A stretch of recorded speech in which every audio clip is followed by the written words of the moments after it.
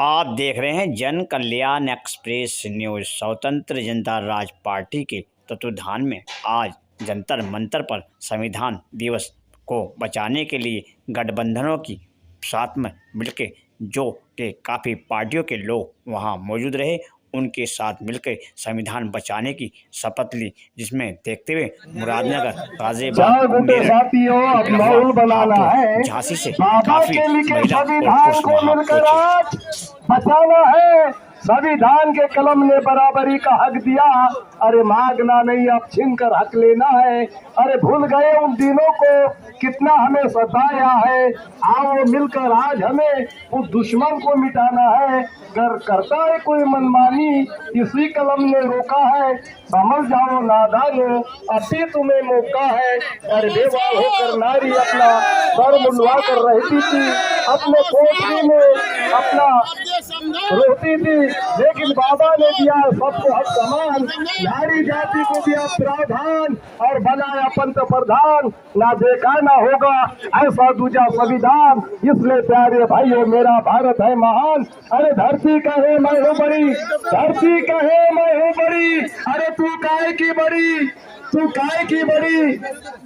धरती कहे मैं हूँ बड़ी, अरे तू काहे की बड़ी। तू शेषनाग के फने पे खड़ी, शेषनाग कहे मैं हूँ बड़ा, अरे तू काहे का बड़ा। तो शंकर के गले में पड़ा, शंकर कहे मैं हूँ बड़ा, अरे तू काहे का बड़ा। तू पर्वत पे खड़ा, पर्वत पे खड़ा, राम कहे कि मैं हूँ बड़ा, राम कहे मैं हूँ बड़ा, अरे तू काहे का बड़ा। तू सीता के लफड़े में पड़ा, सीता कहे मैं हूँ बड़ी, अरे तू काहे की बड़ी। तू रावण के लंका में पड़ी, रावण कहे मैं हूँ बड़ा, इसलिए रावण घड़ा। यकीनन भीम ना होते तो आजादी ना होती, और तो उनको मान लेते तो बर्बादी ना होती। जो हो राज्य सेवा के वाकिफ, तो पहले राज को समझो, कर्म उनका है, वरना ये देश की संसद भवन ना होती। जय भीम, जय भारत, नमो बुद्धाय। और हमारा एक पंजाब का भाई है, पार्टी का कोऑर्डिनेटर सामाजिक संघर्ष पार्टी, उसका कोऑर्डिनेटर है, उसका भी एक परिचय कर देता है हम। आदरणीय साथियों, आज संविधान दिवस के मौके पर आप सबको मुबारकबाद। मैं जसविंदर सिंह, नेशनल कोऑर्डिनेटर सामाजिक संघर्ष पार्टी। आज जो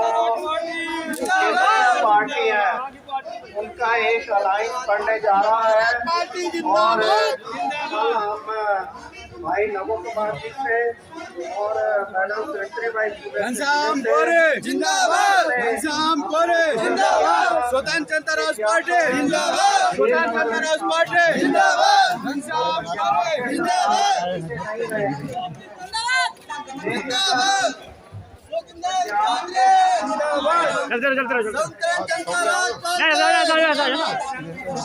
ऐसे घूम जाओ। अम्बेडकर अमर रहे।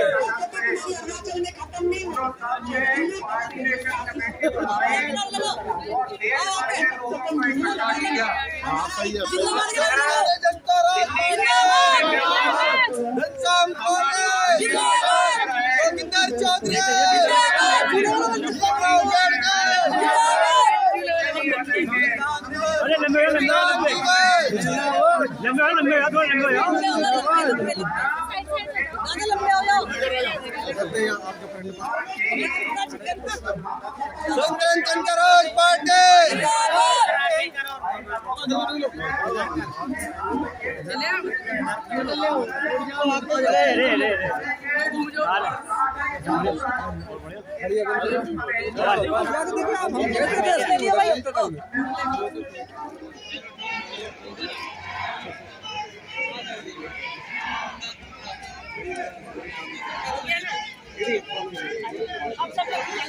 खींचा लो आप लोग, खींचा।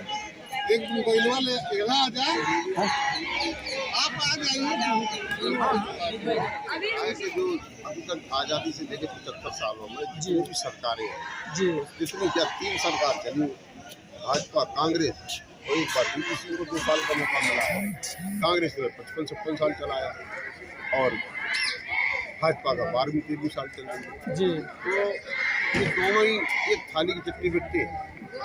तो एक नाकनाथ जी नागनाथ सापनाथ, जब दोनों का विचारधारा एक है, सिस्टम एक है, जी तो फिर धारा एक चलेगी, सिस्टम एक चलेगा। अभी हम उत्तर प्रदेश को बिलोंग करते हैं, जी वहाँ 20 साल कभी कुछ लोगों की सरकार चली, जी SCDC माया मुलायम, उन 40 साल के अंदर इन लोगों कहाँ तो चले जमाना पड़ा, उनको इतना बुरा लगता था वो सरकार। तो अब ये इस देश के अंदर हम लोग सरकार ही नहीं आना देना चाहते, तो संविधान खतरे में तो है ही। जब दलित समाज का व्यक्ति देश का प्रधानमंत्री बनेगा तभी तो दलित समाज का भला होगा। जब जाति का बना हुआ देश बना दिया है इन्होंने, जाति पार्टी में बांटा रखा हुआ है, तो इसलिए मैंने कहा था कि समता स्वतंत्र बंधुक न्याय के आधार पर जब बाबा साहब ने संविधान की रचना की है, समता आने नहीं देते हैं, स्वतंत्रता आएगी कहाँ से जी। है? जब ये दोनों चीजें नहीं तो फिर बंधुक तो कभी नहीं होना है। सर आपको नहीं लग रहा है कि बाबा साहब भीमराव अम्बेडकर जी जो है इनको जितने विरोधी पार्टी एक मोहरे की तरह इस्तेमाल कर रहा है? हाँ, विरोधी पार्टियों का अगर आप कहोगे तो विरोधी पार्टी है तो बाबा साहब की विचारधारा मैं जंतर मंतर पर कई बार आया हूँ, देखता हूँ, कहता है संविधान खतरे में, संविधान बचाओ, बाबा साहब की फोटो लगा करके। आपको नहीं लग रहा कि बाबा साहब भीमराव अम्बेडकर को एक मोहरे की तरह इस्तेमाल कर रहे हैं लोग, तो ऐसा इनके तो नाम को बदनाम करने की कोशिश कर रहे हैं? नहीं, ऐसा नहीं तो लग रहा नहीं है, और ऐसा तो कोई कर भी नहीं पाया, क्योंकि वो तो लाख टकी की बातें लिखी है, किसी के कहने से सुनने से। भाई संविधान अपनी जगह है जी संविधान चलाने वाले सत्ताधारी दल के लोग, अब सत्ताधारी दल के लोग उस संविधान को लागू ही नहीं करते हैं, उसको तो ताले में रखे हुए हैं। अब यहाँ लोग जो चिल्लाते हैं, आते, हम भी उसमें आते हैं, हम सब लोग आए, हमने भी बात। क्यों नहीं आपको लग रहा कि संविधान लागू नहीं है? लागू नहीं होगा ना, क्योंकि वो समता नहीं चाहते। ये समझ, देखो मैं आपको और बता दूं, संविधान तो बना है आज़ादी के बाद। जी आज़ादी से पहले तो रानी के पेट से राजा बनता था, ठीक है ना। अब रानी के पेट से राजा बनता 26 जनवरी सन 1950 को संविधान लागू हुआ था। उससे पहले रानी के पेट से उससे राजा पहले तो अंग्रेज का शासन था ना। अंग्रेज की शासन में भी उनकी शासन थी, डबल चलता था जी, राजाओं का भी था, रियासत था ना, राजा रियासत। और रियासत का राजा, रियासत का सर मालिक। तो रियासत के छोड़ के अभी के टॉपिक पे जो बात जब करते हैं संविधान बना, जी, तो जब संविधान बना तो रियासत चलाने वाले संविधान में ये उसमें चले गए, बोले कांग्रेस को सत्ता मिली। जी भाई अंग्रेजी हुकूमत तो 200 साल चली, 200 साल में 150 साल संघर्ष चला। कांग्रेस को जब सत्ता मिली तो सीधे रियासत मालिक, रियासत वाले राजा, रजवाड़े वाले सीधे कांग्रेस में आ गए। अब वहाँ से उनकी रियासत चलती है, वहाँ से सियासत चलती है। रानी के पेट से भले ना बने, मतपेटी से भी उन्हीं के बनते हैं। और हम दबे कुचले समाज की बात करें तो वो भी गुलाम लाचार जैसे लोग बनते हैं, जो उनके थाली पट्टे उठाने वाले लोग होते हैं उनको वो करते हैं। मैंने कहा ना कि बाबा साहब अम्बेडकर ने 2 वोट का अधिकार दिलाने की बात की, और 2 वोट का अधिकार अगर हमें मिल जाता तब तो बात ही बन जाती। जब 2 वोट का अधिकार नहीं मिला तो फिर उन्होंने 1 वोट के लिए कहा था, संविधान तो बराबर होता है, तो हम वोट ही डालेंगे, तो बाबा साहब को मानना पड़ी उनकी जायज़ बात, वोट डालने के लिए उन्हें इजाज़त दे दी। अब वोट तो वो डालते हैं, लेकिन लड़ाते अपनी मर्जी से और वोट डालते अपनी मर्जी से, तो गुलाम लाचार बनते हैं। ये समस्या हमारी फिर भी जागी खड़ी। तो कुल मिला के हम लोगों को कहीं से भी कुछ भी संविधान की व्यवस्था के अनुसार अब तक किसी को मिली जी, जैसे रोटी कपड़ा मकान पहली मूलभूत व्यवस्था जी, अब राजा के रजवाड़े थे तब तो रोटी कपड़ा मकान की व्यवस्था थी, क्योंकि राजा को अपनी इज्जत का ख्याल रहता था। जब वो राजाओं की महापंचायत होती थी उसमें वो लोग छीनाकशी करते थे, अरे वाह तेरी रियासत में तो बच्चे नंगे भूखे घूमते, तो वो इसकी व्यवस्था रखते थे। इसलिए उस समय हम अमन चैन मान सकते हैं। आज तो सब चीज़ से देखभाल हो चुके हैं। अब जो वो निजीकरण होता चला जा रहा है, तो आरक्षण अपने आप डाउनफॉल में चला गया। निजीकरण में आरक्षण में तो कोई बदलाव नहीं है, निजी प्राइवेटाइजेशन किया जाए, जैसे रेलवे, बैंकिंग और भी सेक्टर है। हाँ, जब निजीकरण हो गया तो अब निजीकरण वाले ठेकेदारी और ठेकेदारी प्रथा में तो फिर